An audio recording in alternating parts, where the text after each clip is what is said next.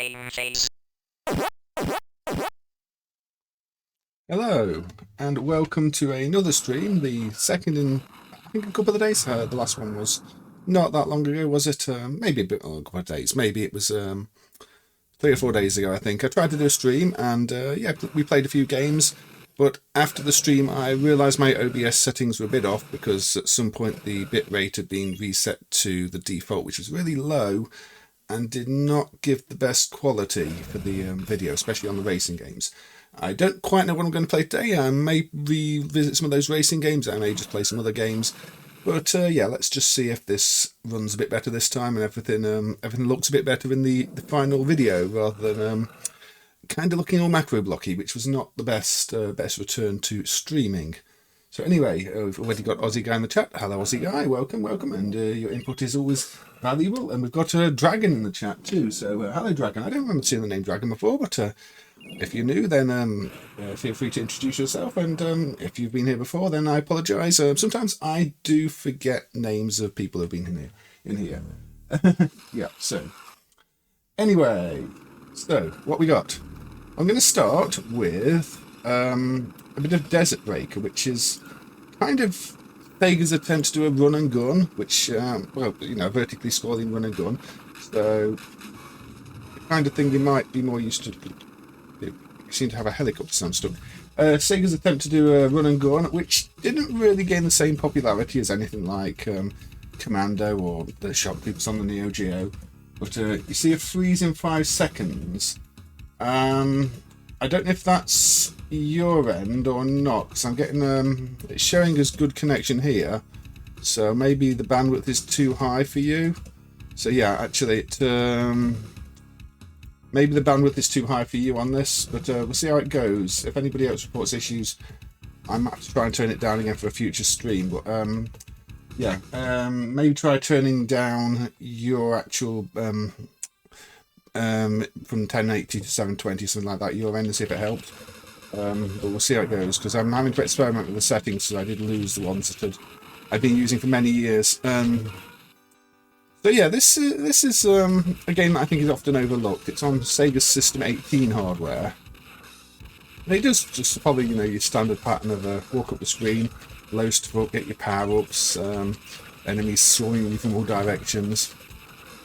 The track mode's got a little bit of info that I think, again, a lot of people miss, because you have to wait for a few demo cycles for it to show, and it's got a warning telling you that you should read the instruction card before playing it. I don't know how important that is, because, you know, it's a run and gun. Oops. Maybe it just tells you the button so you don't press buttons like that, and it just scroll this way a little bit. Yeah, a bit like Commando, a bit like Shock Troopers, a bit like Mercs. There's quite a lot of games of this nature. I think one of the slightly irritating things is, it would be nice if there was a better way to, you know, lock your scroll direction, lock your fire direction, which can only really, from what I can tell, fire in the direction you're facing. Which means if you're facing away from things, not firing at them. You do have your sort of run button there, which gives you a bit of invulnerability, like it's telling you. I thought also why it's a bit odd that this tells you to read the instruction card, because the first time anything happens in the game, it actually just explains it to you.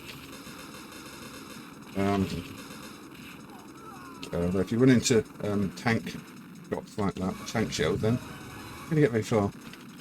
But yeah, System 18 hardware, which I think for Sega didn't really have the hits they wanted. I mean, had Shadow Dancer, which was the follow-up to Shinobi, that people don't think it's quite as good. Had this that's more or less gone under the radar. There's like the Where's Wally game that nobody really talks about.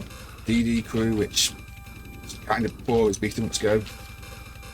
But yeah, System 18, for some reason, just didn't quite reach the heights of the System 16 board before it.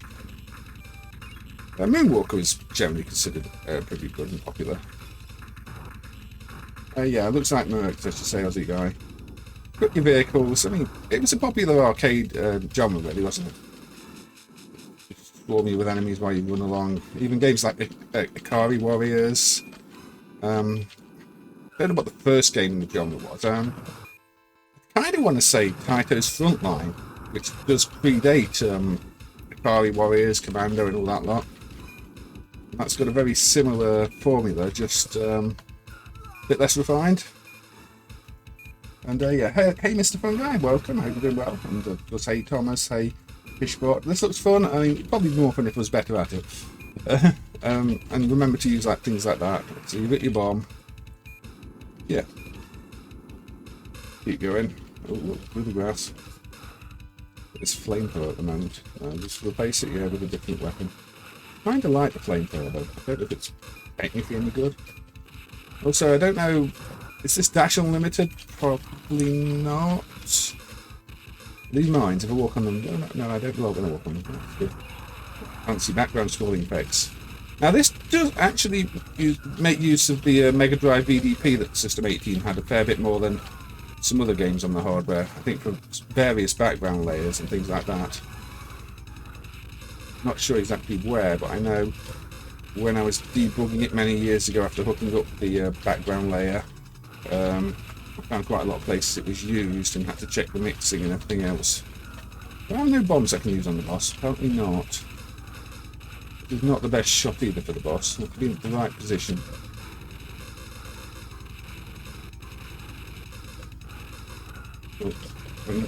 You have to be where you can hit these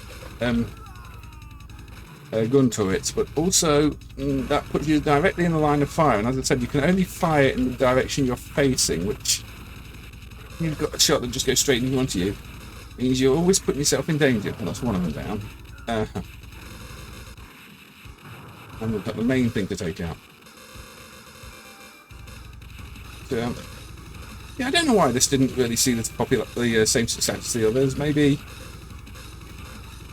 doesn't feel quite as good to play, at least to me. So I mean, it's not one I've really gone back to much. I don't know if I've streamed it before, but it's just sort of there, despite having, you know, some decent ideas in it, some good quality. There we go. That's that boss taken out, and lost far too many lives doing that. Maybe not one of Sega's best. It's another one of those that feels a bit more like it's a home system game than an arcade game in some ways. I don't know why. It's very difficult to define what makes something feel more like a home game. Maybe a little bit of polish. I'm not sure, but yeah. Okay, yeah, you get to choose the area. You get the air cover in this as well. So there are different sections of the stage, and yeah, you get this smart bomb thing when you reach them, which is, I think, something I've only seen in this game, and it can make a difference to how the stages play. But I'm assuming there's like one sort of best place to put them for each stage, which you'll learn the more you play the game. I mean, if you've never played the stage before, you don't really know what it's going to be like at that part of the stage, or how many enemies there are going to be, or how useful that smart bomb is going to be. And again, it means you have to learn the game, although you have to learn a lot of games.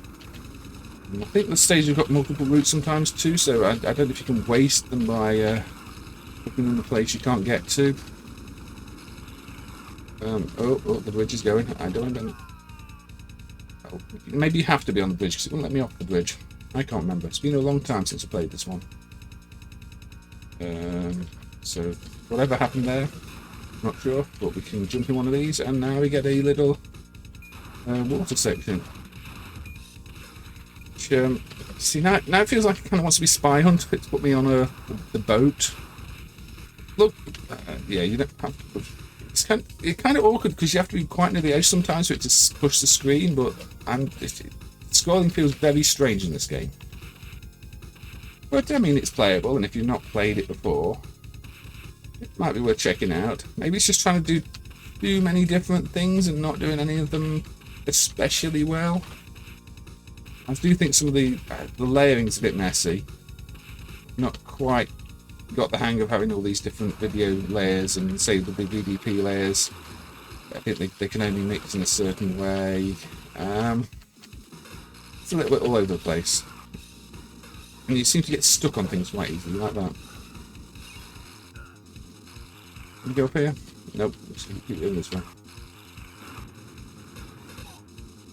Yeah, it's sometimes not clear where you can and can't go. Like when on that bridge there, it just felt like there was an invisible wall at the top of the bridge. It's like, well, why can't I just go up there?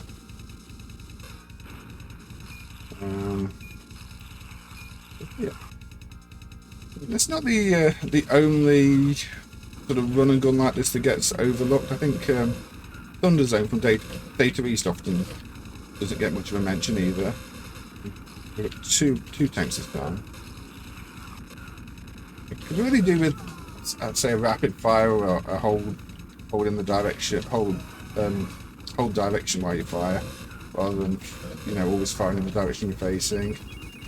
But definitely tweaks they could have made to this to make it more enjoyable, I feel. However, this is what people got, and yeah, I can kind of see why it doesn't get talked about that much. It's not, by no means it's terrible. Just a bit there. Something to take more hits than you expect to. We've got kind of a mess of enemies. I mean, we've got ninja guys, cyborg robots. It was inconsistent. Yeah, Data East Nitro Ball, that one could have really benefited from a better control scheme. Another where, you know, if they'd done it Robotron-like, or more an easier fixed shot direction, it would have worked. And there's times when you hit the fire button on this, you don't really fire because yeah, you have to play it to really feel this. Like then, because the fire run out, I was pressing fire and it didn't fire, and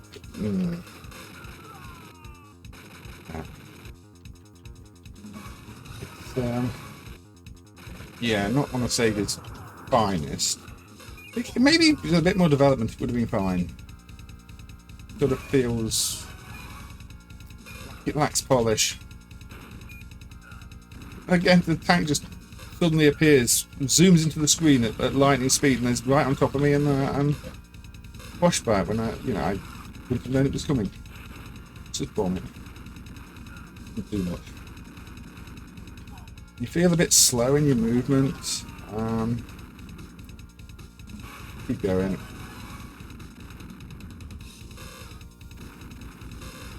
Homing missiles everywhere.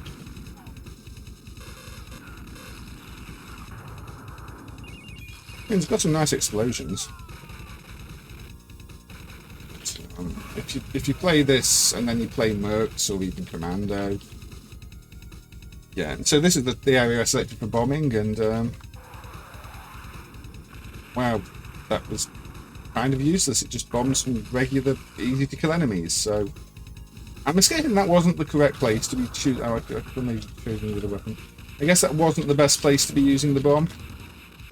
And Sega did have a really good twin stick shooter with Bullet some years before, so they were not, you know, wasn't an alien concept to them to do a twin stick shooter, and it's them to go the other way.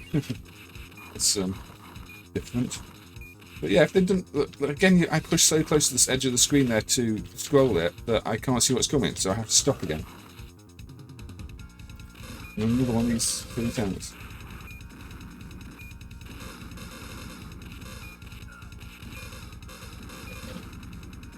Maybe.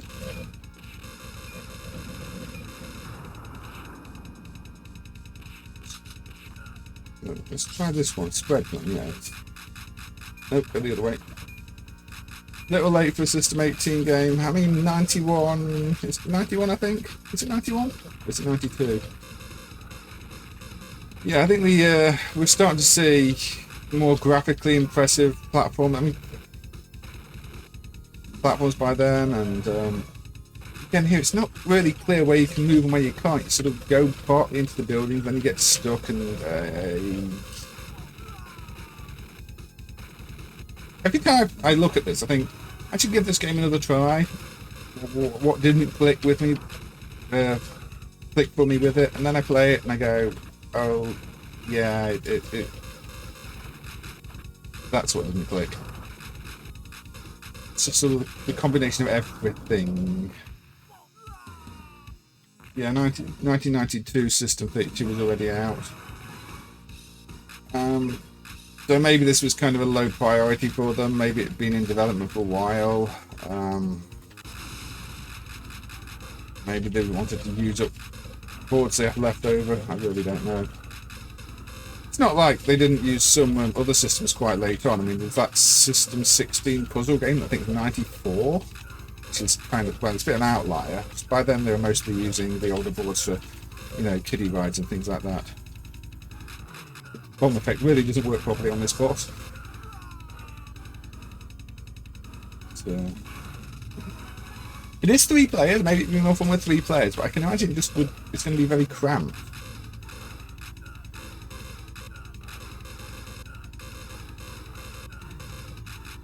It's cramped enough with 1 player and kind of big hitboxes. Hey Mick Macarat, welcome, hope you're doing well. Yeah, Fixate's a lot better, Outzone. Plan walk along ones, which I didn't mention earlier actually, but yeah, they're both very good. In fact, I think Outzone's probably a bit better than Fixate, although Fixate really gets a present. It's still got this boss. Now, I am using sort of proprietary main build at the moment, and there are some sound changes just gone in, so some games may not run properly, but that's sort of the risk I take doing these streams. I try and use the latest main builds, and it is acknowledged that some stuff is currently broken. How many shots? Now we've got a health bar up there.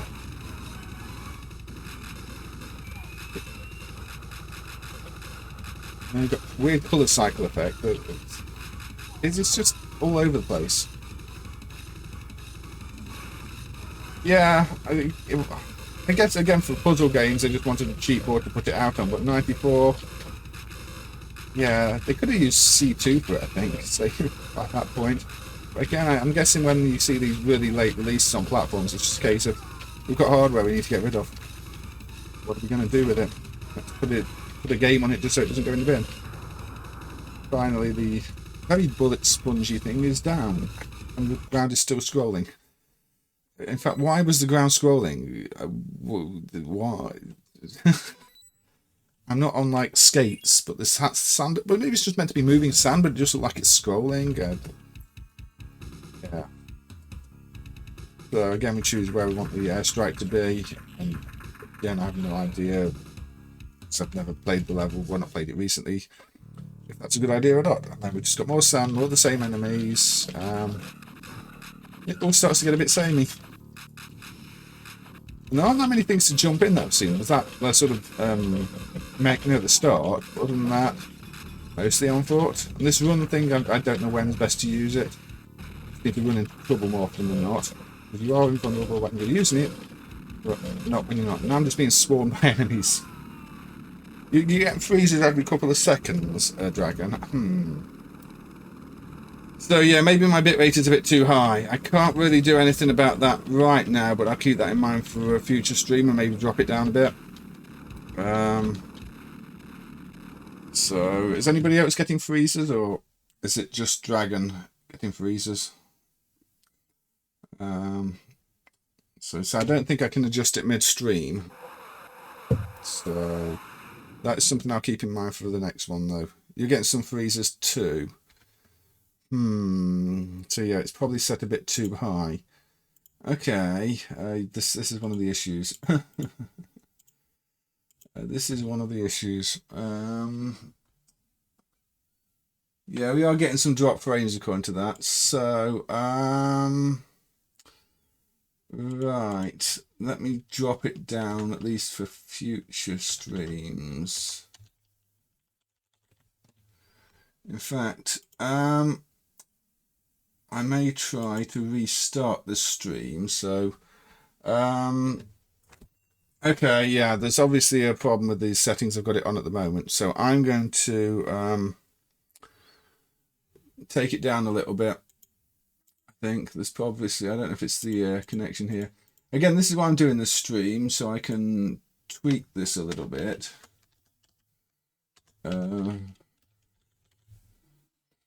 Let's try that now then. Right. Okay. Hold on then. I'm going to stop the stream and restart it. So, anybody who's watching, just hold on a little bit. Right. Okay. I stopped the stream and I've resumed it. Right. Okay. So yeah. Right. Are we? Everybody back? This may be on a lower setting now. So let me know, because yeah, it was starting to say drop frames even down there. So right. Okay. Let's. Yeah. Okay. Right. So if everybody was getting freezes, and hey, Maloti, welcome, and hey James. Yeah, it does look a bit like a Data East game. So I should still have an offline recording of the stream, so I may just upload that later. Anyway, a bit better. Yeah, it's not reporting any drop frames now, which I was starting to get before. So yeah, hopefully it's set to a high enough bitrate for the racing games to look okay now and not all grainy. So let's actually try one of them once more, because last time I did this, it still says a few drop frames. Maybe Virgin is playing up a little bit as well. So I don't know. Again, this is why it's kind of annoying, because I did have a setting that worked and looked pretty good, and somehow it got reset to some default that was terrible. So no longer stuttering.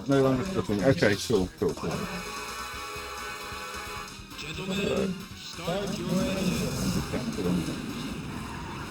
Start things. That's going to be a bit loud though. Come on, let's turn the volume down a bit. So yeah, I did try having a look at Daytona last time, and it kind of destroyed the streaming quality because of all the 3D movement. So hopefully now we've got a better balance, and visually this looks fine as well as not stuttering. That's what I'm trying to establish now, is the best settings for doing these streams again. So, not very good at Daytona, but as I said before, the current fixes in MAME, the visuals are a lot better. Still missing the texture filtering and stuff, but all the sorting issues are gone, so you don't see half a car and things like that. Oh. That's not how you drive. Playing on keyboard's not the best. Hey Proton, welcome, hope you're doing well. It looks better than the other day, good. That's what I'm going for, so minimal drop frames. I may have to tweak it slightly more at some point, maybe take it down a notch further. Otherwise, it's probably better. Do not take this as an example of how you're meant to play Daytona. I am terrible at these games, especially on keyboard. So yeah. We're going around in circles all bit. Yeah, because anything 3D with a lot of movement, especially with the CRT filter, does require a high bandwidth. Then if I go too high, I don't think YouTube can cope with it, or the internet here just doesn't cope with it. It's a balancing act. I just ram everybody off the track. That'd be more fun. I want to sort of 3D destruction Derby arcade game.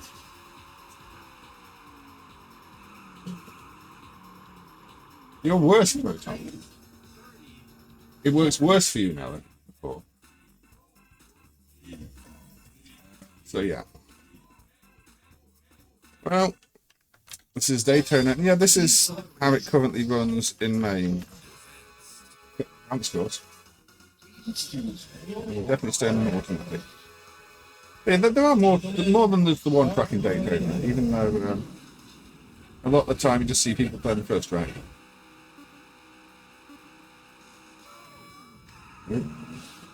Let's see how the other tracks work. A bit of the music in the background. I think these are the tracks a little less iconic.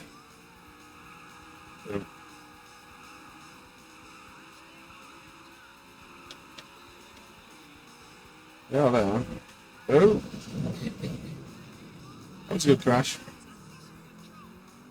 Oh look, My vehicle is broken. It's got a slightly dented roof, which, I mean, considering the nature of the crash is...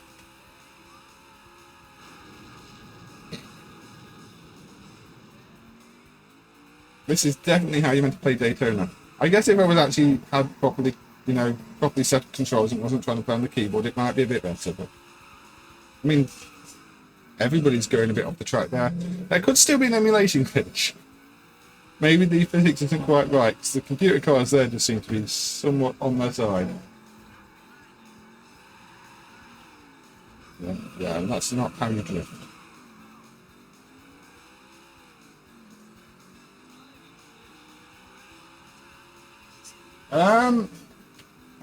I don't know who the person fixing them at the moment is. It's not a name I recognise. Like a GM Matthew or something like that. I think they're just somebody who wanted to see it fixed and just done the research into it and then started working on it. I'm not aware of any previous history they've got emulation, but I mean that doesn't mean they don't have any. It just means that I've not done any research on it. I mean, I'm glad somebody's picked it up and started improving it. Keep get the steering along.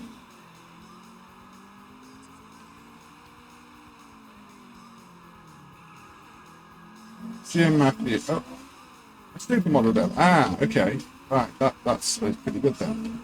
So they do have previous emulation experiences. Yeah, but I don't know what those cards are doing. Are they meant to do that? I'm not sure. And so it's one of the supermodel devs. That makes sense then. I mean, I'm glad to see them helping out with MAME. I don't really follow supermodel that much, but that would make sense in terms of the experience, because it is a bit unusual when somebody just comes out of nowhere and starts fixing things. Although it's happened before. I mean, all the Golden T stuff back in the day, the Golden T4 stuff, that was just a contribution from just out of nowhere.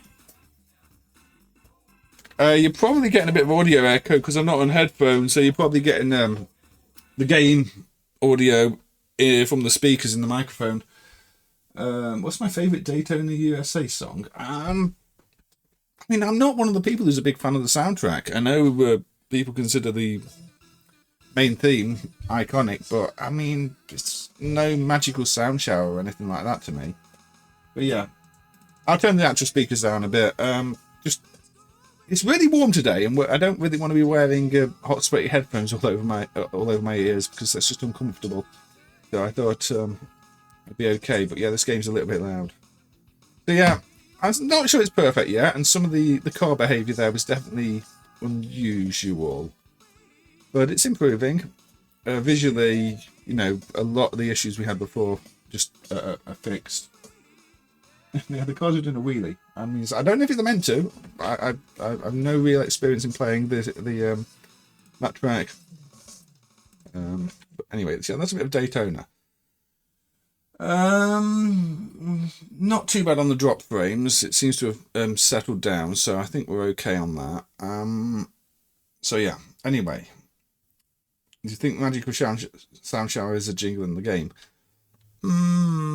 I don't know. I say it's not really my go-to game, and especially with it not being emulated that well in MAME over the years, I'm not so sure. Shall we play a racing game that does not run at full speed, but still worth having a little look at? So let's have a look at Racing Jam Chapter 2. Unfortunately, this does drop below 100% in quite a few places, but still kind of cool to see. So yeah, Konami Racing, and I think Konami was starting to get things right around this time. But yeah, you see, we're dropping to like 80% at places, so there's going to be a bit of audio echo in the like on this one. A bit of slow down, a bit of stutter.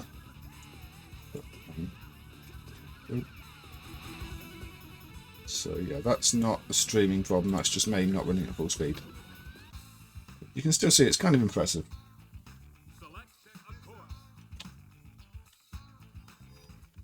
Now you will notice some visual effects in this do not work. The rear view mirror, I believe, is broken. And so there's probably meant to be some 3D graphics that are hidden maybe behind that rectangle there. I'm not sure. It's probably meant to be some transparency effects that are just blacking things out instead. But yeah. So we're definitely not at full speed. But yeah, visually this is it's quite nice looking, isn't it?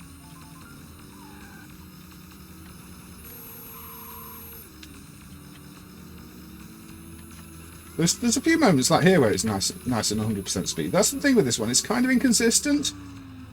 There's some parts that don't run at full speed, and then other parts where it's quite happy to run at full speed. Obviously, more cars on the screen is generally worse, but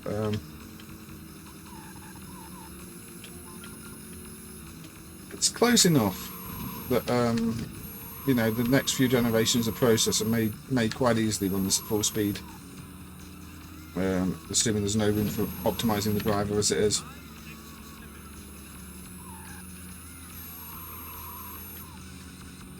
Yes, I'm playing some of these just to test the bit rate and bandwidth a little bit and see how the stream holds up.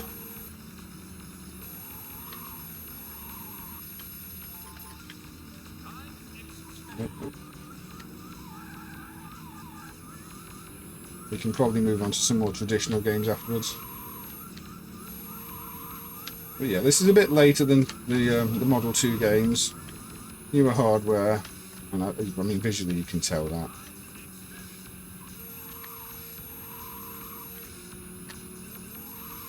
Konami did get one thing really right with this, and I think that's the sense of speed. You do feel like you're going pretty quick.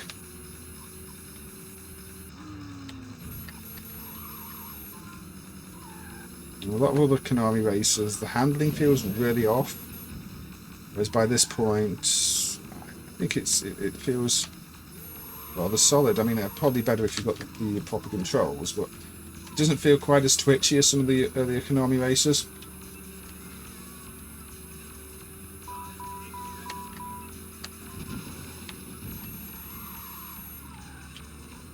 Our Thrill Drive does run a bit better than this, which is another Konami race of the same sort of period. And I think this is probably just pushing the hardware that little bit more.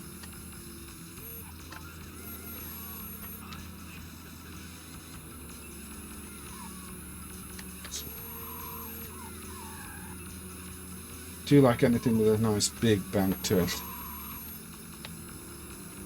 Slightly exaggerated. And there we go, I got fourth.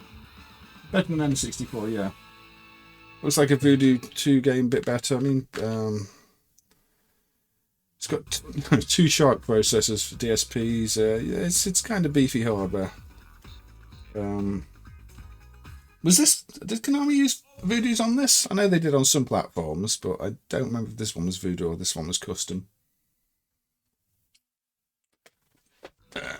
Licensed cars or legally distinct cars. Anyway, that was a bit of racing jam too. Shall we go with... I don't know, what shall we go with?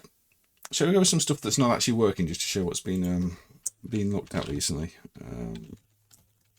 So, recent dumps. There was this Tamagotchi plug and play, which uses a card scanner and runs on Sun Plus hardware. And of course doesn't do much yet because I've not emulated the card scanner. But I just thought I'd show it because this is a dump from a few days ago. This is a plug and play device. Unfortunately, it doesn't really show you much. You get the track demo, which just does this little intro sequence, and then gives you the title screen. And then, yeah, it's another one. It's the I think it's the second Tamagotchi plug and play thing Bandai put out. Because the first one was the Tamagotchi Resort, I think, on Zavix hardware, and then they did this one, which is a more school sports themed one. But yeah, for now, you don't get much more than this. You can sort of get to the menu if you just fiddle with the inputs, but eventually you'll get to the point where it just wants you to scan a card, and you can't scan a card, so there's not much to show. But I thought I'd just show that it's dumped, and it's one of the ones that was quite challenging to dump for Team Europe. The device I got did come with a pack of cards. Box here for it. Yeah, this is the box for this one.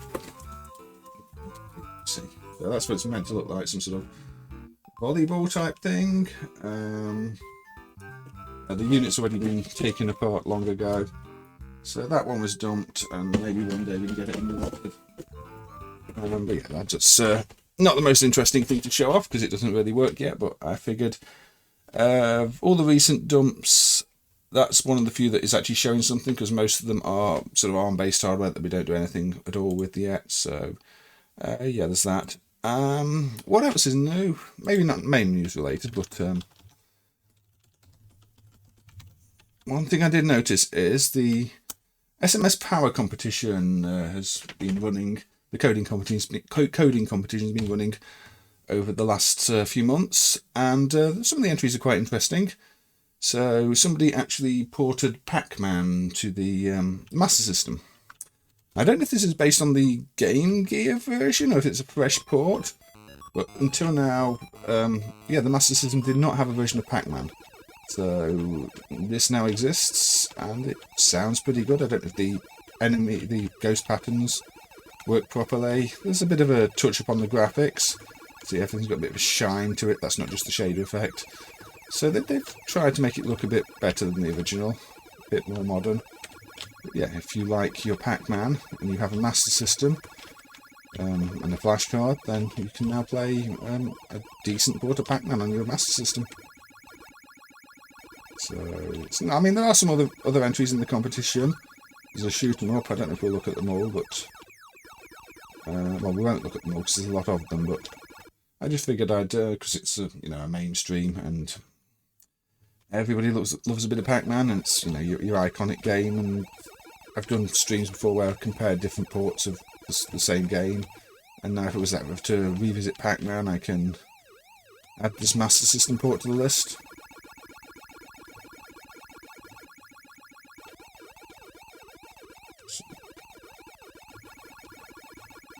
I'm trying to the EverDrive. Yeah, add it to an EverDrive. I think it's a well done version of the game. I've never been the best Pac-Man player.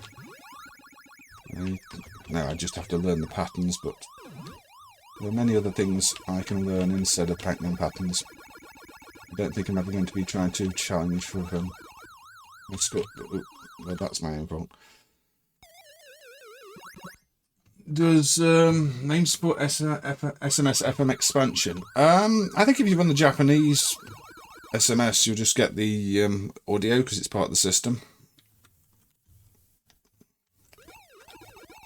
I believe I've played games in FM mode before.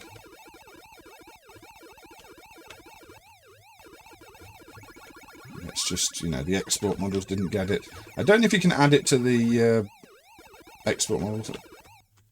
I don't know if there was an official expansion you could even add to the export models. But if you run the Japanese version, sure. Anyway, I'm doing really badly at this. Only because I keep getting distracted.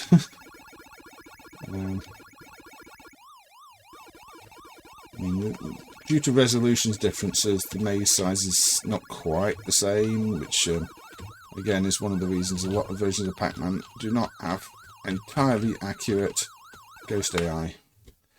But some of them do anyway. Looks a bit like the ColecoVision one. Now I am noticing there don't seem to be any cutscenes at the moment, which is slightly disappointing, but again, this is... well, it's a competition entry. It may see further development. But yeah, I would have thought they would have implemented the cutscenes, but apparently they haven't. However, I suppose there's time. I mean, if you're coding something for a competition, you're in a bit of a rush. But what's here so far, I think is pretty solid, and if you don't care about the cutscenes, then you've still got a version of Pac-Man.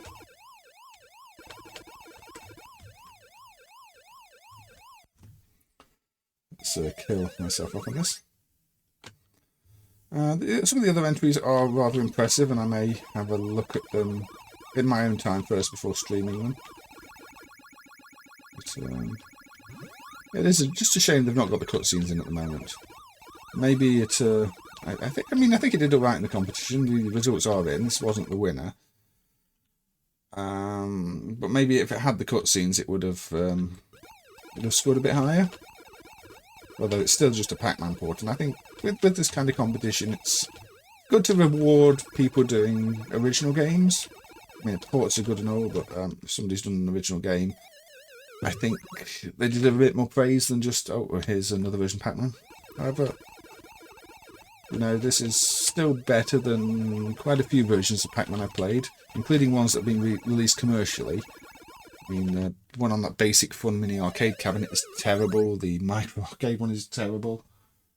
Someone's working on a Pac-Man PC Engine port. That'll be a nice one to add to the list. So this says version 0.95. I assume there's no option for cutscene. No, we've got a speed up option. You can have it a bit faster. But yeah, it's just missing the cutscenes, I guess. But otherwise, a nice solid port of the game. One worth checking out and one worth seeing if they do continue to improve it. Where next anyway? Yeah, pretty good, just missing the cutscenes. Right, so yeah, that was a Homebrew pirate Game Boy. It's one of the SMS Power competition entries. So yeah, it's probably a completely different port of the Game Gear then. I'm guessing it has to be for the competition rules. Actually, I doubt they could just take the Game Gear version and make it full screen and call it an entry. So what should we do now? No Sidewinder A7 done for sound. I mean, there's lots of things with the missing sound emulation. Dragon, I don't know if it's a dump issue or if they use discrete sound like some of the boards. Because some of those early fruit machines didn't really have proper, well, dedicated sound hardware. They just had discrete chips and circuits like even Space Invaders and the like. So I don't know what the situation is for that, but yeah, I don't think there's sound emulation on it right now. On that fruit machiney thing.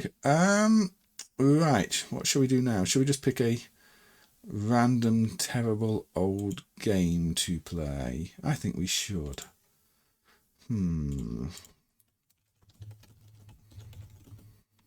Let's play Red Robin from Eletro Nolo, if it works. I believe this is an Italian game. With Red Robin, Alvin, Bat, Ghost, Owl, Spitebird, and Rollball. So, yes. We have to jump over the schools, don't we? That's what we have to do. Oh, that didn't make me invulnerable. It is a Taikou font, yes. I do not believe Taikou were involved, so I think you have to get the rings. Avoid the schools. Oh, I don't understand it. I got in the skull and I changed colour. Yeah, there's an Italian flag just so you know it's made in Italy. Now I should be invulnerable. Yes. If that makes me invulnerable. Doesn't make much sense, this game.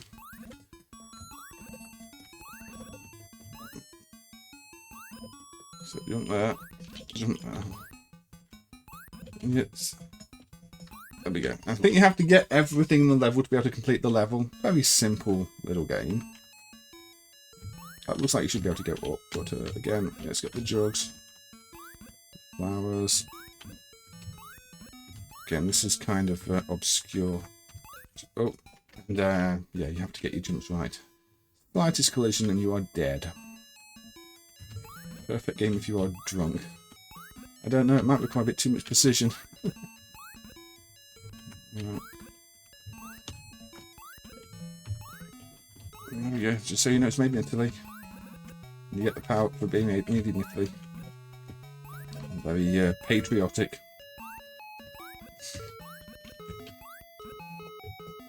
There we go. Or do you like old handhelds? I mean, it's not the most advanced piece of hardware. It's the same as Taico's Fast Freddy. Classic tune here. Oh, the bouncy ball got me. And yes. Well, there we go. Oh, it doesn't wrap. You can't wrap to Z. You have to go all the way. Well done, game design. That's inconvenient. You'd have to run Vix on your elbow to play this. Not your type of game. ROM swap kid. It might have been a ROM swap kid. I mean, I don't know if anybody would want to ROM swap their Fast Freddy to this. But I suppose, like many of these ROM swaps, in fact, the game isn't making any money. Let's panic and do something to make money. So I have a feeling I missed one of the rings, didn't I? We'll find out. Oh no, maybe I didn't. Bit of an outrun super hang-on interface for the high score. Does that one also refuse to let you scroll? Well, the thing with super hang-on outrun is you've got a steering wheel at least, so... Oh, okay, when you've got the skull, you can't pick anything up until you get the antidote. Right, that's stupid. But I get it now. The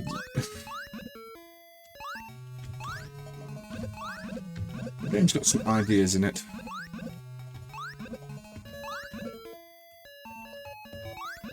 But yeah, it feels more like, again, not really an arcade game so much. Maybe something to get on a home computer, which you did a lot of these European games a bit like that.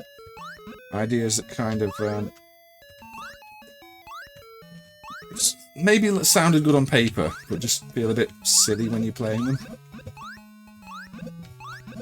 It's like jump up to get everything. Should be called Jumping Robin. Try this with a similar steering wheel. I mean, I got the high score. I mean, it probably wasn't that challenging. You've also got to be able to identify which objects you want to pick up. Oh, stupid bouncing ball again. You got a cape, but you're not much of a superhero. You can't fly. And that ball...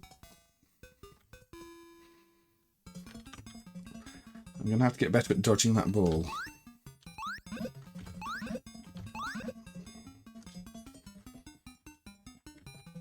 Oh. You have to learn the pattern too. Oh, I've got the high score again, but I'm not bothering with that. Yeah, I thought it was just going to bounce the same height every time, and then the bounce just got smaller and smaller and smaller and smaller, which is realistic, but not really game logic. So, yeah, I tried to run under it, and it wasn't bouncing high enough for me to run under it. You can't... Well, the character can only fly when they die. Maybe that's their dream. So... I think some of those are odd translations too, because, yeah, it's a strange game. But, I suppose if you want a simple arcade game, it's okay. I mean, 1986 though. I'm gonna say maybe if this was like 1983, it would have been a bit more respectable. But 86 is maybe pushing it a bit, actually. Imago.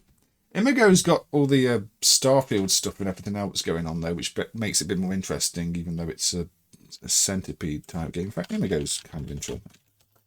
Imago, yeah. ACOM. But yeah, this has got the whole Starfield thing going on and the extra background layer, which is custom hardware. So there's probably... Well, this is just a centipede type game. It's... I think they've done a few more interesting things with it. Unfortunately, it's joystick based, not trackball like Centipede. But Centipede meets Galaxian. It's a very odd mix.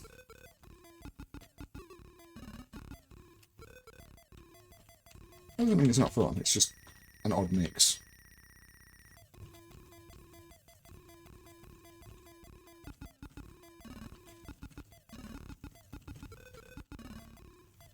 Terminator 2 and the in-cabin explosions. I don't think I've ever seen a Terminator 2 cabinet with any of that stuff working. I guess it's one of the first things to fail.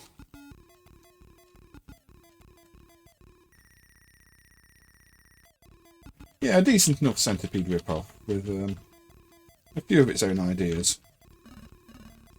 Or a few of its own stolen ideas. I don't really know what you say. Nothing here is especially original. It's just not always seen together. No, this I believe is joystick only. Again, probably because it was sold as a conversion kit for standard cabinets, not dedicated cabinets. In fact, what was a kind of uncommon?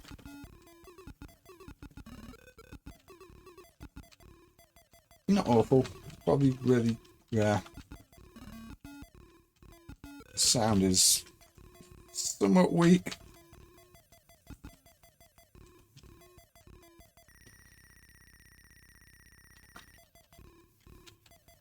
Four-way trackball. At least this is 8-way.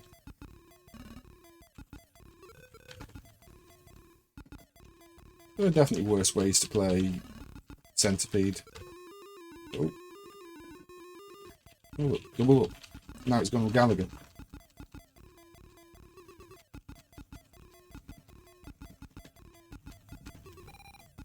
I got an extra life. And I lost my extra shit.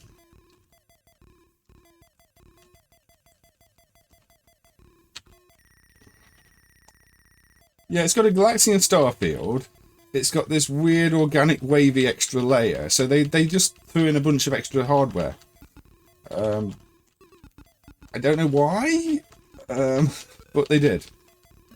Yeah, that's like a bitmap layer they've got there for the... I think it's a bitmap layer that's hard-coded in ROM for the extra background. And then say they've got the Starfield. It's just a bit all over the place in terms of the hardware.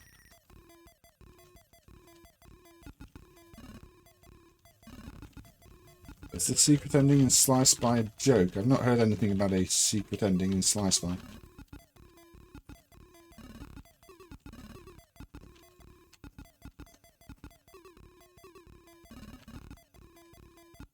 Sly Spy itself is kind of almost a parody of James Bond at times. I don't know if the... don't know anything about secret endings.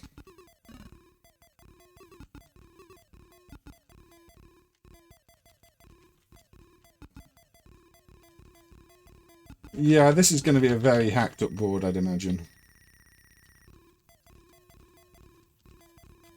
Probably with subboards galore. I don't know, I've not seen any pictures, but that would be my guess. Unless it's actually a dedicated board that just happens to use very similar hardware, because that's also sometimes the case. I will say, it's a little too easy, but maybe there were dip switches to make it more difficult.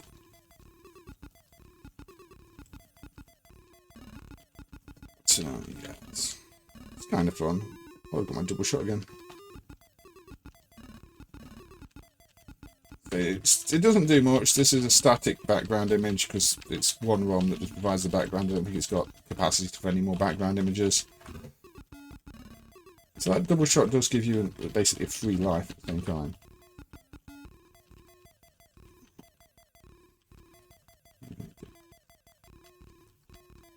No. Did I break it? Have I broken the game? Maybe I broke the game? Ooh. I think I broke the game. Oh dear.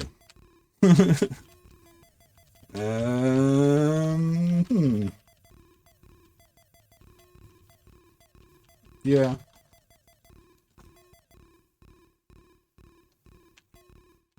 Is there an enemy trapped somewhere? The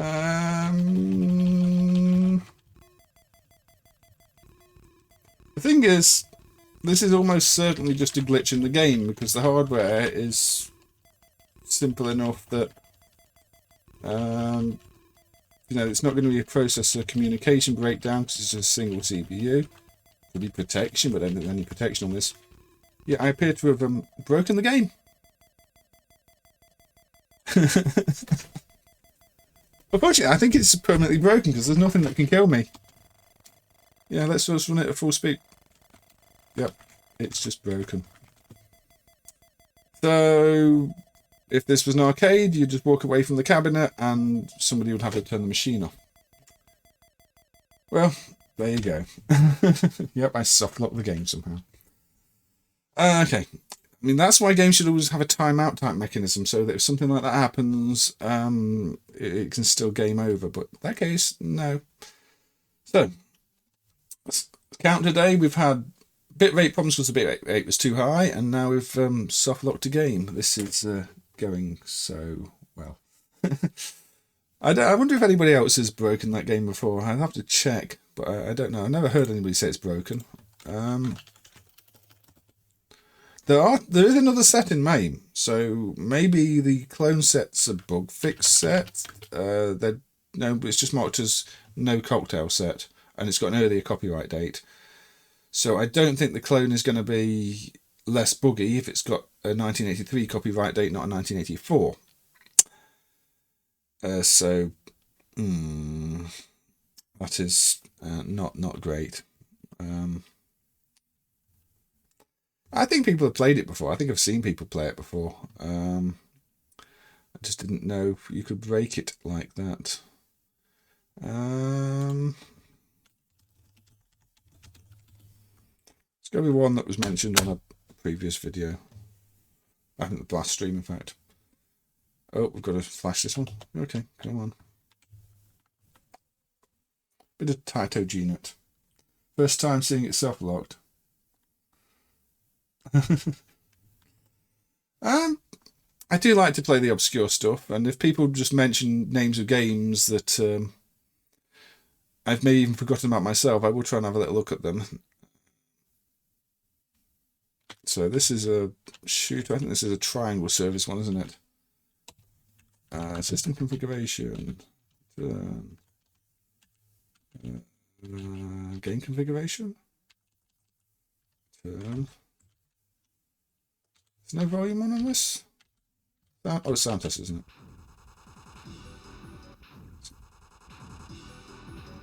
it? Let's get those up. Just help to set these GNet games to full volume before you play them. Play the Pit. I have played the Pit before. The Pit is one of those almost proto-Boulder Dash games. But obviously not quite as fun.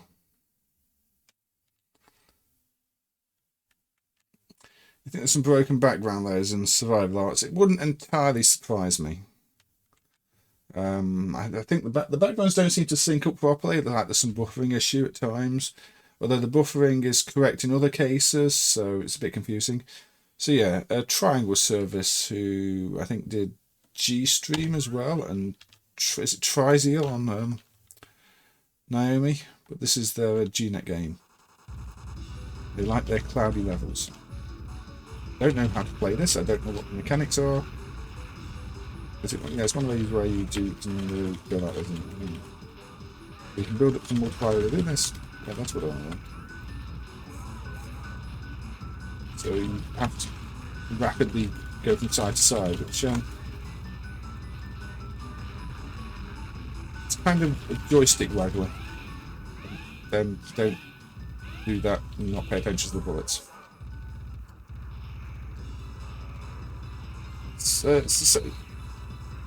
Yeah, it's same dev as Trizeal and G-Stream, and I really should actually play it properly.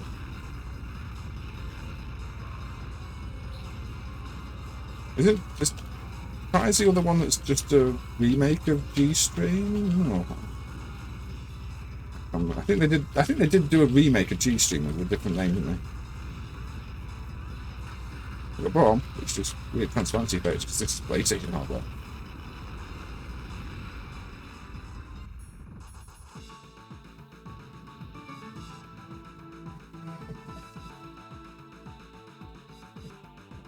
High resolution, is this high resolution?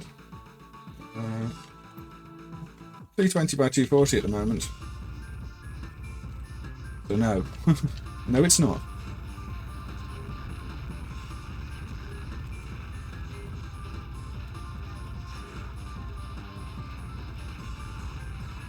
I guess just good use of blending, good use of colour, just makes it look a bit better. The CRT shade is probably helping.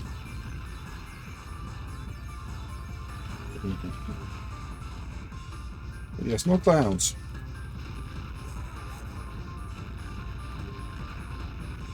Do you want to do this tag?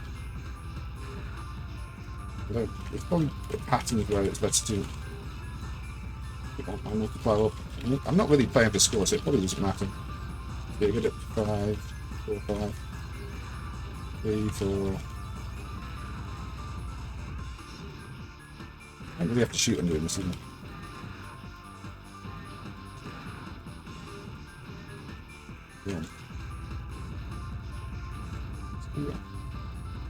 Yeah, it's a PlayStation-based hardware with its own sound system, really. It's the later generation that's a bit faster than the early ones. So it's a decent system.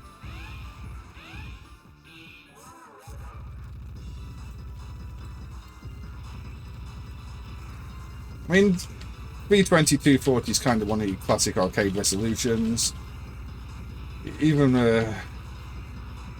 with Cave, they sort of went from the high resolution PGM ones back to the low resolution for the CV1 keyboard. I guess it's a bit low on the memory requirements, especially if you've got 2D art. So you can get a bit more animation in. And sometimes more animations is nicer than high resolution. I don't mind bothering to try and do this up and shit. Seems a little pointless.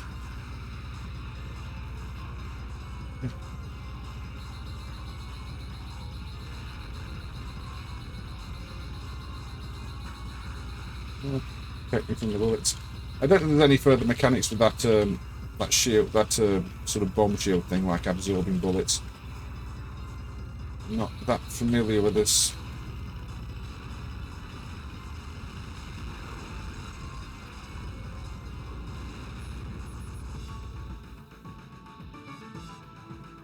But yeah, 240p this one.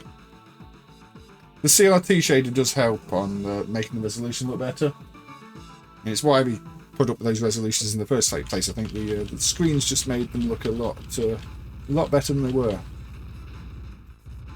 Oh. Amazingly, no clouds. We'll have a little look at G-Stream afterwards as well. Actually.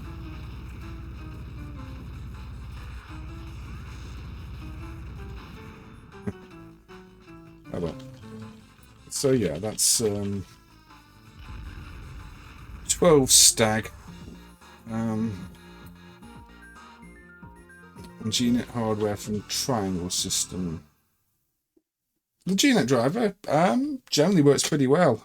There might be 1-2 games with some issues, just down to general PlayStation hardware emulation, but yeah, it's pretty solid in terms of how well it works. There's been a bunch of bootleg sets added recently, which require a little extra work to set up. Actually, has to flash some stuff and reset at the right times, because people converted a bunch of other games to run on the GNet system for some reason. I guess because you can put them on the little SD cards, and people found that convenient, and MAME now supports those as well. But yeah, not a bad little one. Maybe not the most famous of shooters, but it does have quite a few games in the series. And let's just have a look at yeah, one that's kind of feels very unfinished. Like the end credits are missing from this, and apparently there is a later build, maybe that. Well, some people have said there's a later build which actually has the end credits intact, but at least for this dump set, it doesn't. So yeah, this is kind of feels almost unfinished, and this is on really weird hardware. This is on the Hyperstone based hardware of all things. But yes, at this point it's credited to Oriental Soft Japan, but I believe it is the same developer as the game we just played. Yeah, I think it's down to the CF card, just making it easy. But look, more clouds. Cloudy today, indeed it is.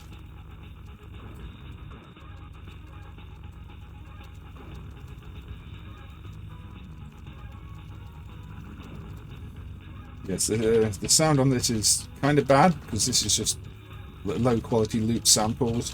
This was not the best piece of arcade hardware by quite a long way. And I can't remember the power system in this. You have to collect things of the same colour. It's kind of confusing. You have your shot shot. A bit more greens, that sounds like a plan.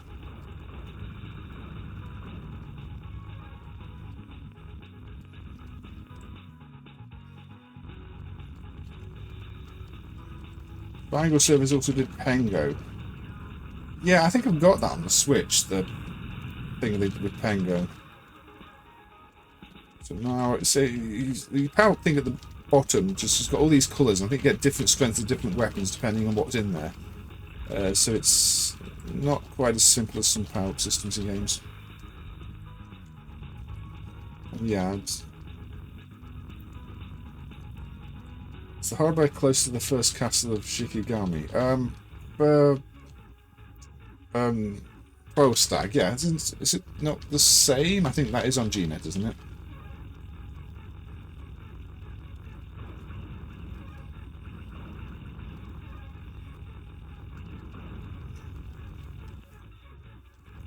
This hardware, on the other hand, is closer to... What's this called? No one a number in the title. X2222. Except the X222 version of the hardware doesn't use palettes. It has just all the graphics stored as raw color data, which is ridiculous. Oops.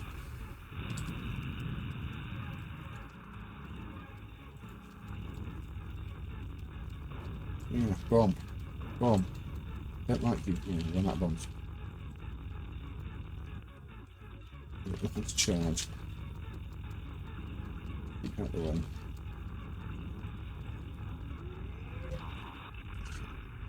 Those beam shots always get me in these games.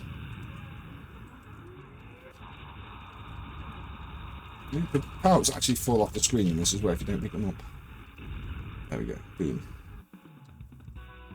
I mean, I managed to make pretty much every game look hard. Most of them aren't actually as hard as I make them look. It's a talent. Dump ground. Now we've got clouds reflecting the ground. Very Raiden Fighters, isn't it? That like to do its reflections of clouds in the ground. In fact, this whole section just feels like it's taken straight from a Raiden Fighters game visually.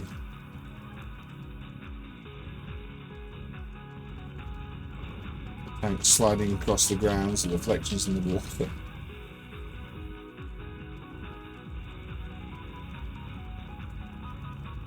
Yeah, Cave CV1000 uses a blitter, so it can draw objects to a frame buffer and copy parts of the frame buffer around and things like that.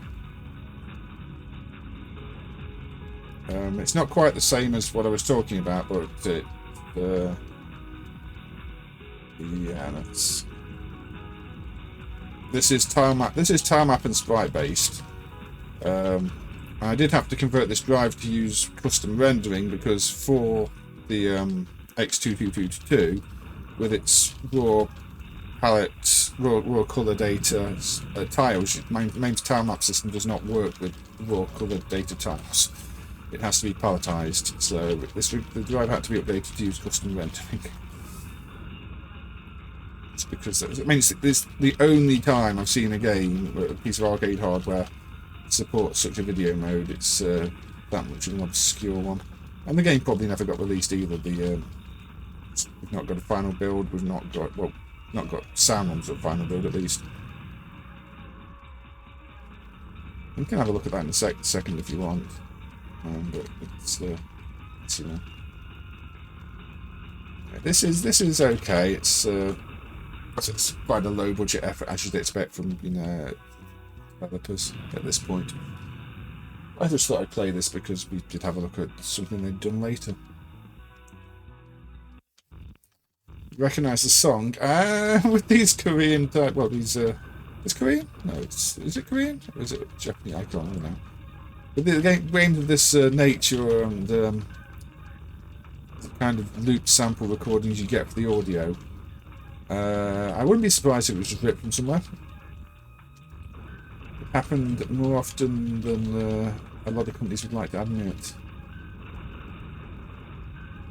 So there were clearly Raiden Fighters influences in a lot of presentation elements too. So I mean, maybe it's ripped from there.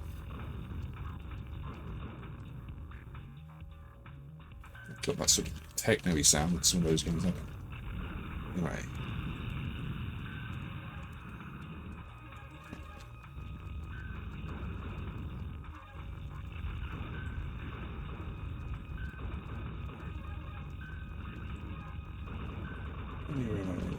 I mean, the game is kind of generic too. I mean, it's not entirely. There are far more generic games out there.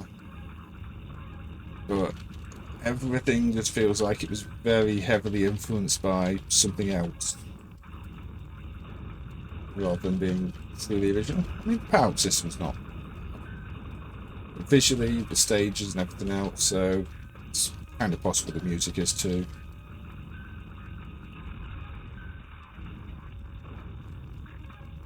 It's not like it's Mission Craft where the graphics are literally all ripped from other games. It's, yeah, maybe not the most original.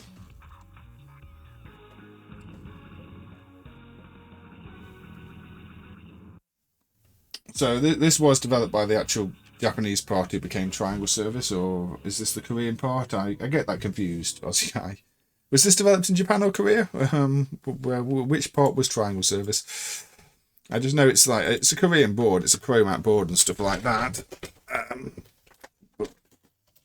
Anyway, so yeah, this is the one. The final build is this, which has all the levels in, but also has a debug display enabled. This is the one that's got raw color data tiles rather than palletized.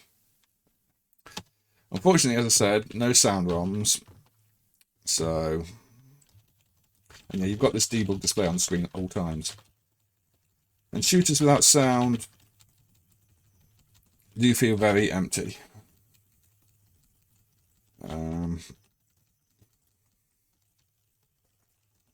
Maybe somebody could find a hack to turn that debug display off. The other version of the game, which is actually a prototype build with half the content missing and mismatched graphics ROMs, does not have that display on the screen. But this final build does, unfortunately. It would be nice if there was a MAME cheat to hide it, maybe, because it kind of gets in the way.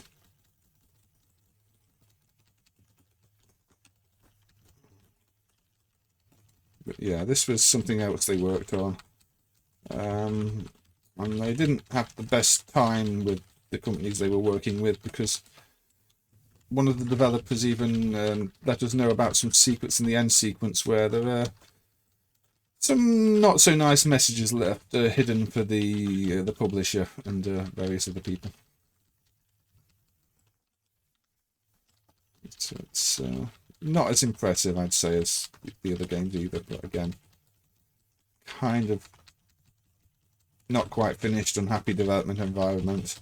And they can't really do any palette effects on things because, as I say, it doesn't use a palette. If they want something in a different colour, they've got to store an entire separate copy of it in the sprite ROM, which is going to take up a lot of space, and because it's raw colour data, everything's taking up twice as much space anyway.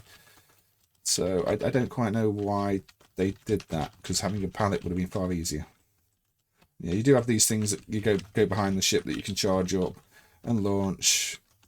Not really an original concept. We've seen this plenty of times before. You know, you pick up your things, they follow you, you charge them, you launch them out. Yes, this is. Do I know if the debug display shows on real hardware?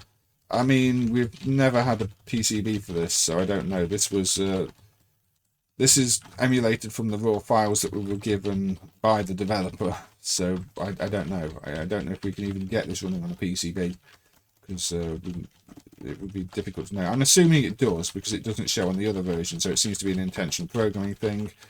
There don't seem to be any dip switches being read or configuration for it being read, so I guess if you had a PCB that could run this, then it probably would. But we don't. This was just what was kindly sent to us by one of the developers, and hence why there's no sound either, because they didn't have any sound ROMs. Apparently, I think they said that they do exist, but you know, they've been, as far as they're concerned, already lost to time, as they didn't have them. So we're kind of relying on one of the location test board actually showing up if we were to ever get any sound out of this.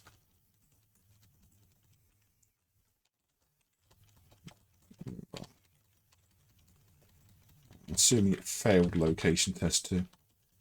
Yeah, I mean it's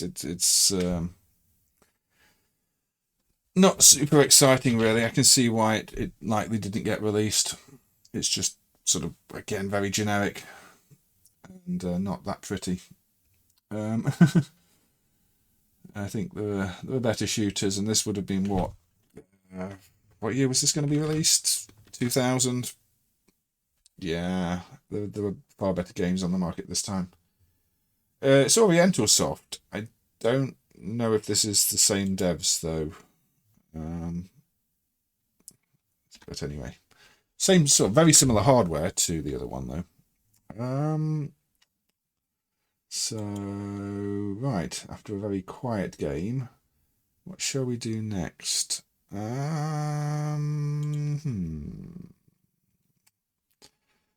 thinking.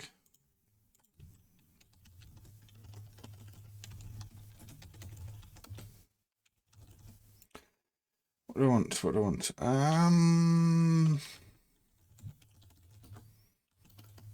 That's one. Let's play a bit of Konami. Let's fire up some Mystic Warriors.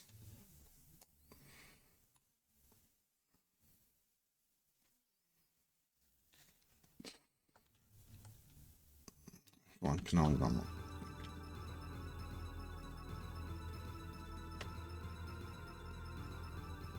When will X222 have sound and music when a PCB is found with the sound and music ROMs?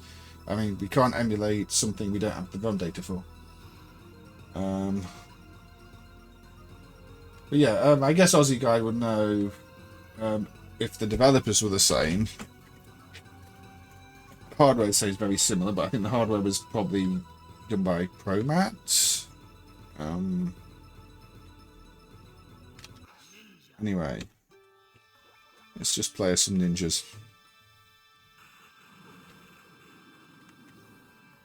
Yeah, it was shown at the Japanese show, so I assume the PCB at the show had the sound ROMs, but unless that PCB shows up and that gets dumped, then it's never going to have sound in MAME because you simply don't have the sound ROMs. So this is a Konami game that feels very much like a Konami game.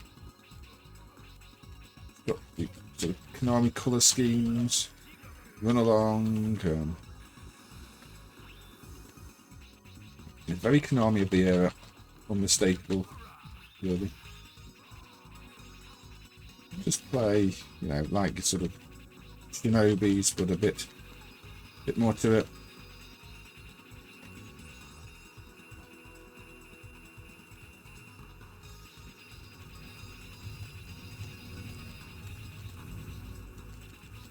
There we go. Oh yeah. School truck is dead.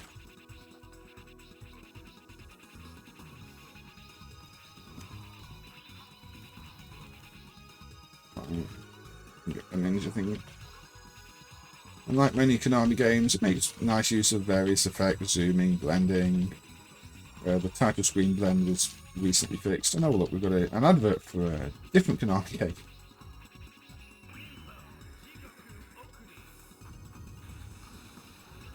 Go, Sunset Riders.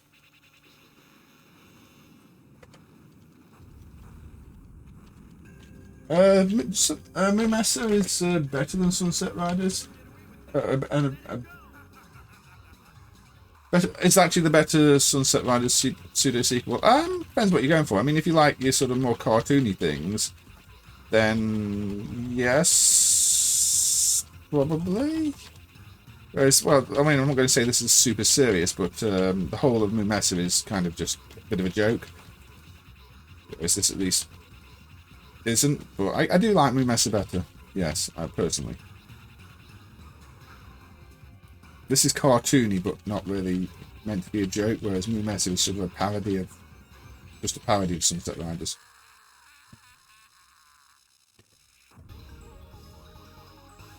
Yeah.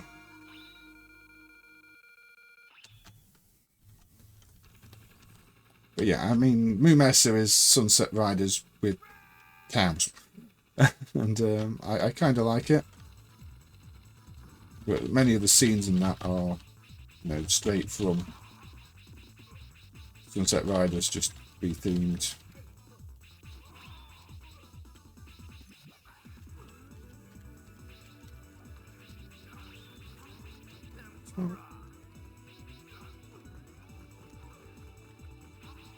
don't mind this. It's a bit Shinobi type formula works well for arcade games. I say Shinobi formula, you're not really jumping between layers, but you are throwing your ninja stars around, and again, it mixes things up a bit. I mean, you've got, you know, this part which is on skis, auto scroller. So it keeps things interesting. I think a lot of people do know this one and enjoy this one. Maybe the another one you're probably going to enjoy more with a friend. Same is true for a lot of the arcade games, really. Not really good at avoiding things.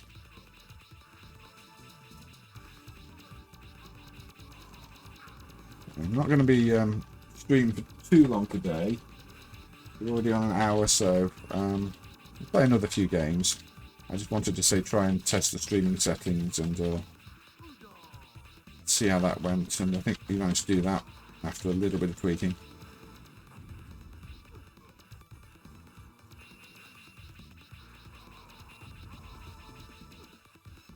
So I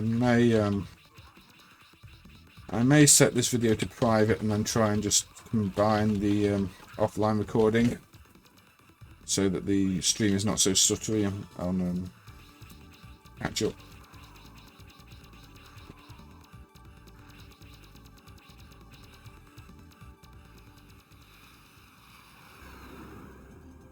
By the same team as Sunset Riders, yeah.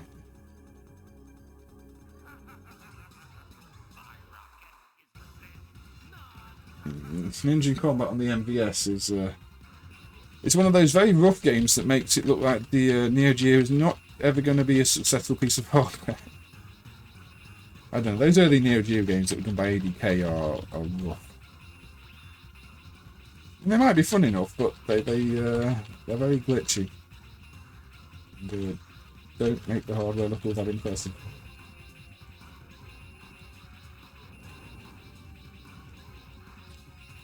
Kind of funny. It's like ADK, well, Alpha Density developed a piece of hardware and then didn't really know how to use it. So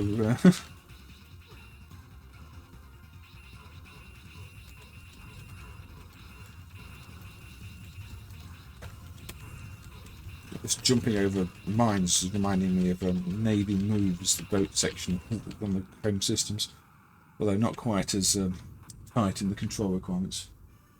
Is this like XX hardware? I mean, there's probably some similar chips. Most Konami boards are custom. They'll just use different combinations, different configurations of the same chips.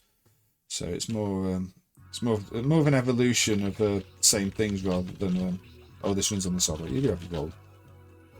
MAME groups some of them, but if we're honest, some of the drivers that MAME groups it probably shouldn't.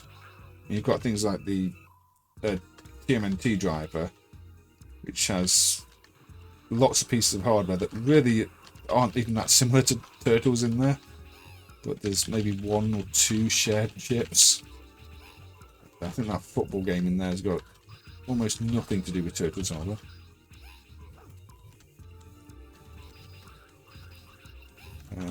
You did get that quite a bit in some MAME drivers though. It's like, well, there's this connection to this and this connection to this, and you end up with things like the old Setter and Metro drivers and say that TMNT driver. And quite a few others where it's like, these are barely connected, but they were sharing a driver. Maybe in some cases still are. Yeah, I don't know. Actually, run and gun. Just tell. This is flashing red. Water effect pallet chain. Well, probably not a pallet chain. Probably just a transparency because this is Konami hardware with transparencies.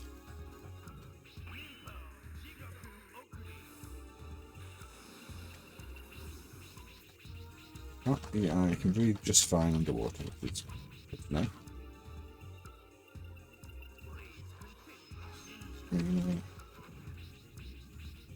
The Konami drivers in MAME still need a lot of work, that is true. And they've had some work recently, but they do still need a lot of work.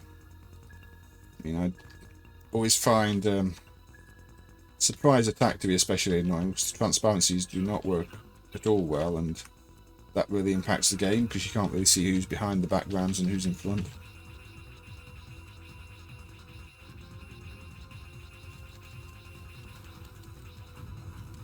You meant to avoid the searchlights here. Somehow. Okay.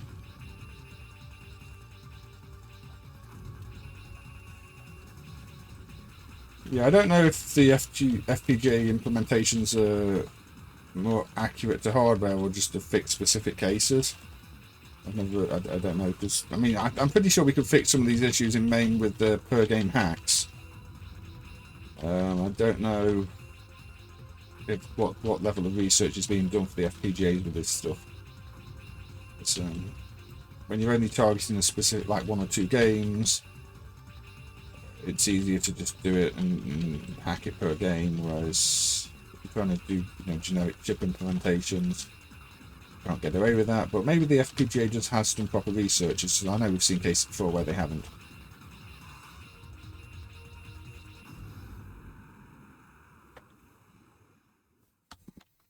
Yeah, I don't know if the coin up the FPGA thing is done properly or not. It might be, it might not be. I'm not qualified to comment on that. And there we go. So now, there's a scrolling river that looks a bit off to me, but maybe it's correct.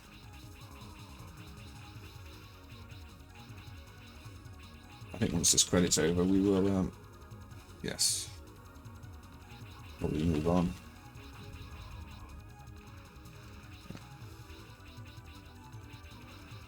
This looks like the river should be scrolling a bit more, but maybe this is okay.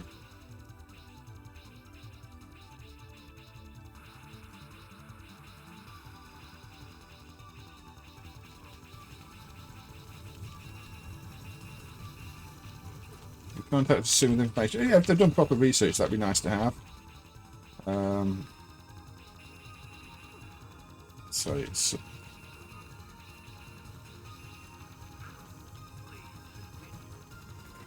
yeah, let's not continue.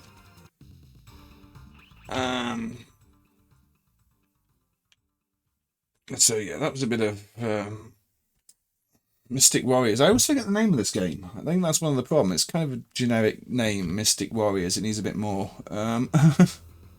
bit more to make it memorable. It was a huge spike. Yeah, maybe that water section was okay. It just looked a bit ugly.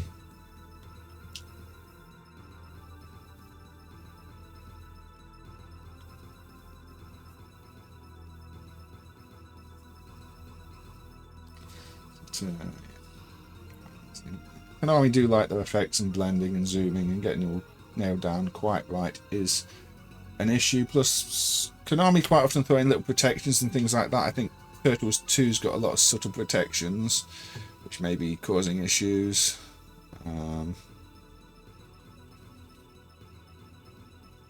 Yeah, if they've done a proper research and they're not using per game hacks, then that would be quite nice to find out. I mean, even in MAME, Contra's still got issues if you let the credit counter go to 0, which is the continue counter go to 0, which is really odd. Yes, sure to be a mega hit, is it? Armageddon the ninjas. The game is trying to sell itself. Konami were kind of missing hit though. The fighting games they did around this period, Dragoon Might and what the other one, kind of rough. What's the other one called? It's so forgettable. I've forgotten what it's called. Anyway, that was Mystic Warriors. Okay. Hey, Agard. Yes, so this not going to be the longest stream, but welcome. What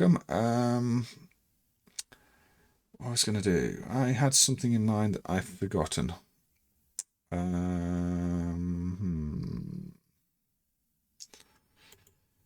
Yeah, the System 16, the System 16 does like to list lots of chips, and these Konami games were full of custom chips.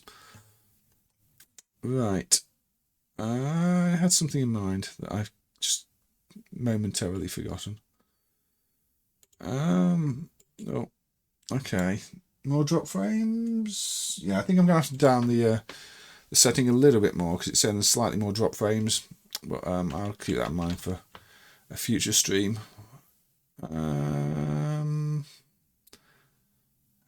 Okay.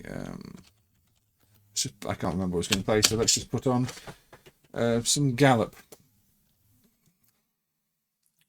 Bit of an IRM shooter. G.I. Joe. That one's one of the more messed up Konami games in MAME.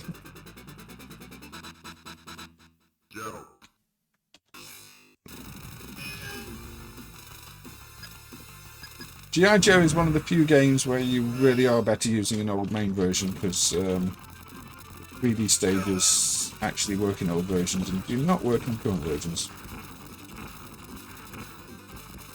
Still, let me That's not how you play the game. But yeah, this is one of those with the art style very much like Metal Slug. So IRM's art style of the period. My beam's going down.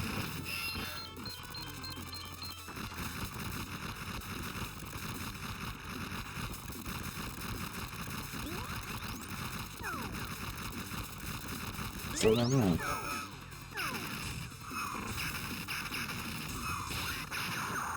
We've got a very big ship.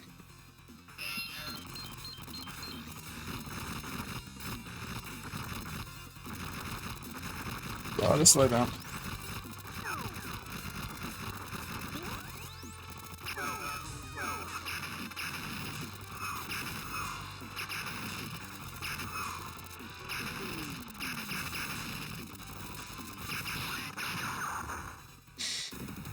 Yeah, I keep missing that there's a big ship there. It just comes in, well, missile there. You've got a big ship, and if you're trying to dodge things.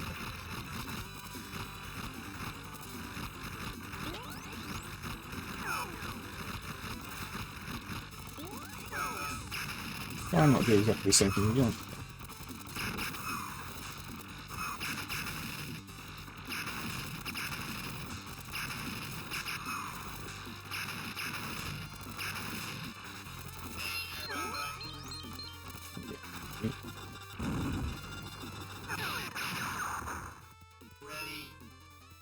I don't think the missiles stand out quite enough because they're sort of the same colour as yours.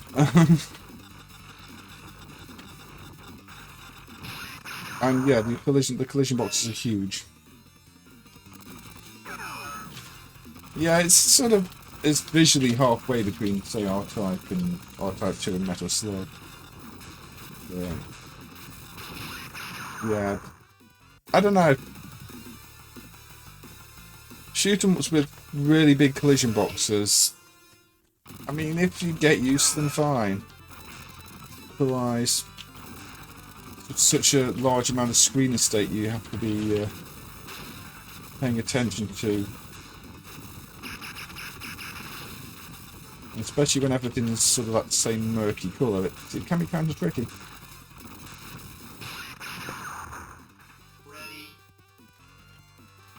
Yeah, I mean, the visual style is good, but I'm going to say at this point they haven't quite perfected it, and some things do get lost in the details. Almost too much going on that's the same colour.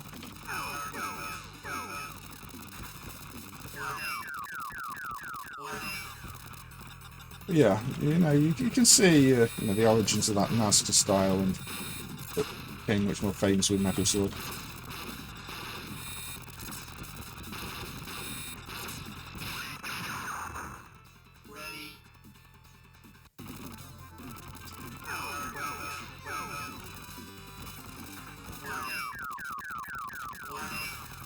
You could put any of these bosses straight into Metal Slug and they would not look out of place.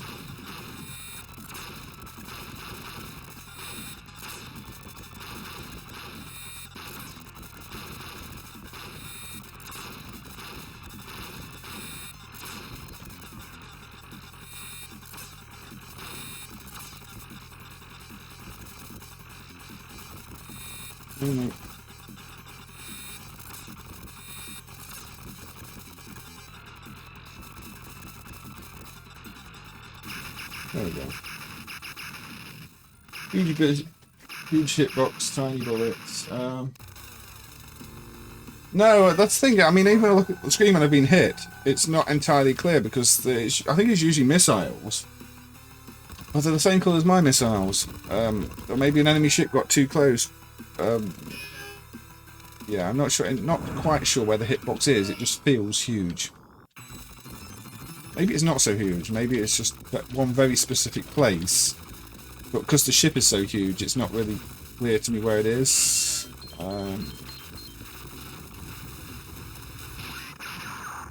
It might just be that little blue section, but again, your ship kind of hides stuff with the colours.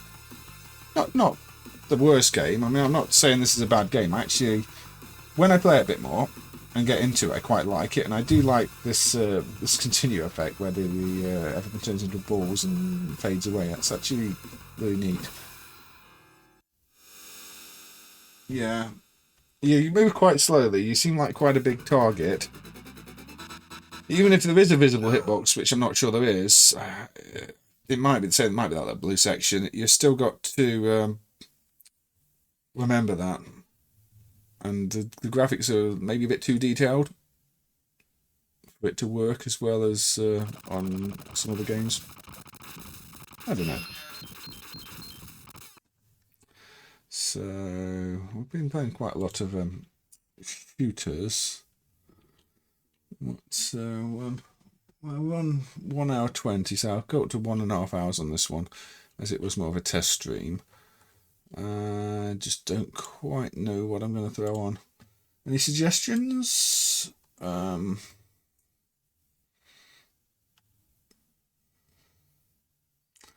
CPS3 hardware.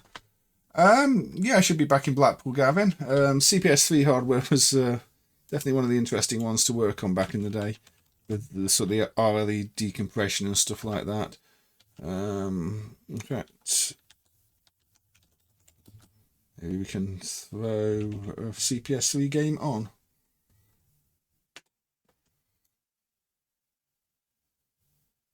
So, yeah, let's play a bit of Red Earth. Capcom's probably the least successful CPS3 game, because it wasn't really what people were expecting, fights against bigger monsters rather than your standard fighter.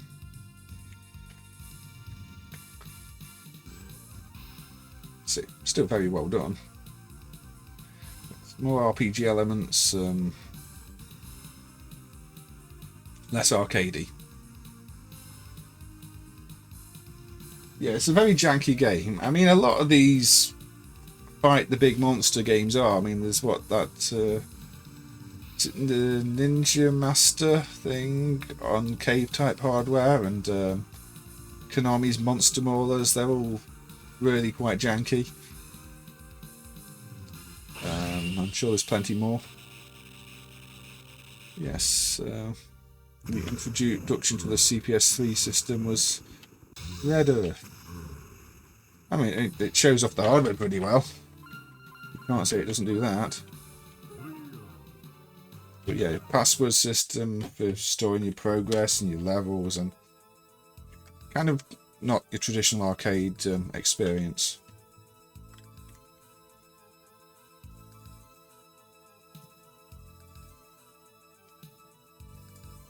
There's a lot of games have a static. I'm not sure, Colo. You know, a lot of games just had static backgrounds simply to save memory.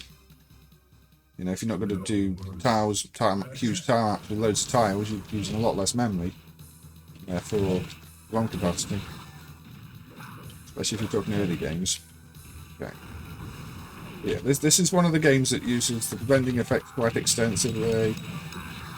Huge sprites. I mean, if they wanted a game that would show off the hardware, this definitely did it for as a sort of tech demo for them.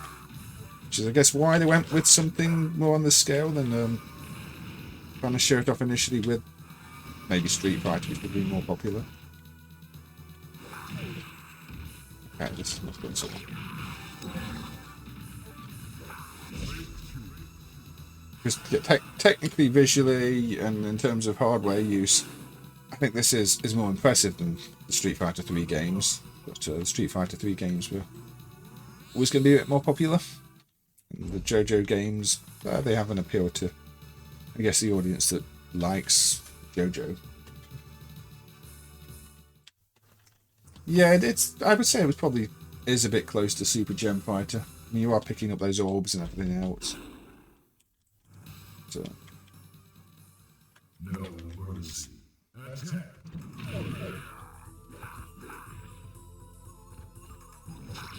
But even Super Gem Fighter's got more of a sort of two-player feel to it, whereas this is primarily quite the big. I mean, you can play as with two players, but it's primarily fighting just these bigger enemies as what it's designed for. And yes, yes, I get a nice password if I really want to save my XP. Yeah, only the 4 selectable characters for the players.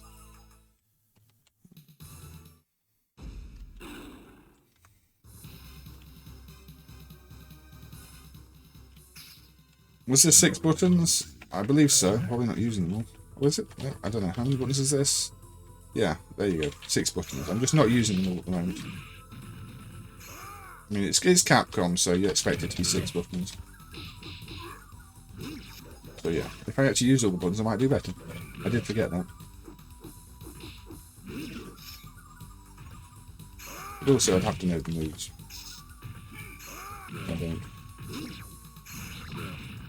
Yeah, I'm not really trying to play the game. We've mentioned CPS3, and yeah, I'm just reminded of the amount of work it took to get these all working, and especially all the zooming and working everything out.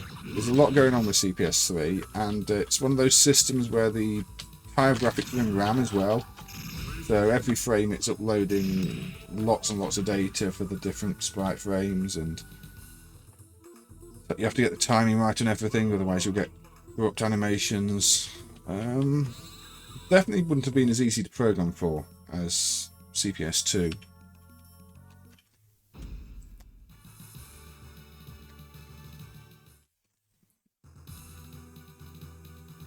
Could have been Strider, but they didn't want to get the license. I don't know. Maybe they just wanted a new original ninja.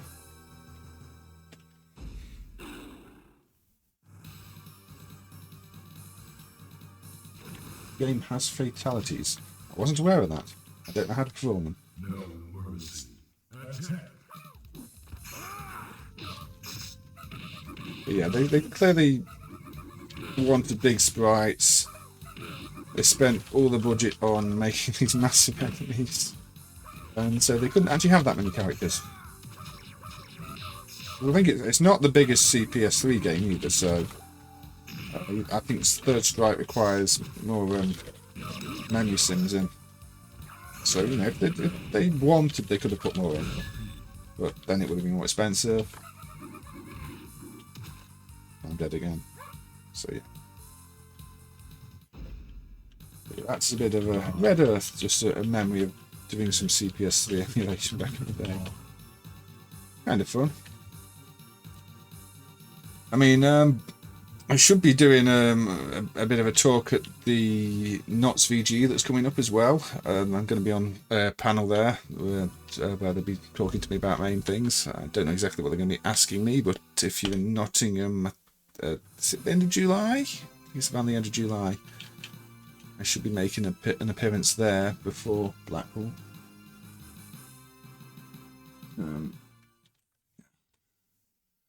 ZexX is doing all sorts of weird effects and line effects and blending effects, and they went all out with the effects on that one. Carlo. Anyway, yeah, I'm going to probably call this stream here for now then, because so this was more of a test stream again, and I think, yeah, I'm going to knock down the bitrate a bit more than I have now, because it was still doing a few drop frames. I mean, not as many as at the start of the stream, but yeah, it's obviously still set too high. But thank you, everybody. It's been fun, and hopefully I won't leave it too long until the next stream, because I don't be going through all this again and having to set everything up again. But look after yourselves, and I will catch you soon, I hope. Take care.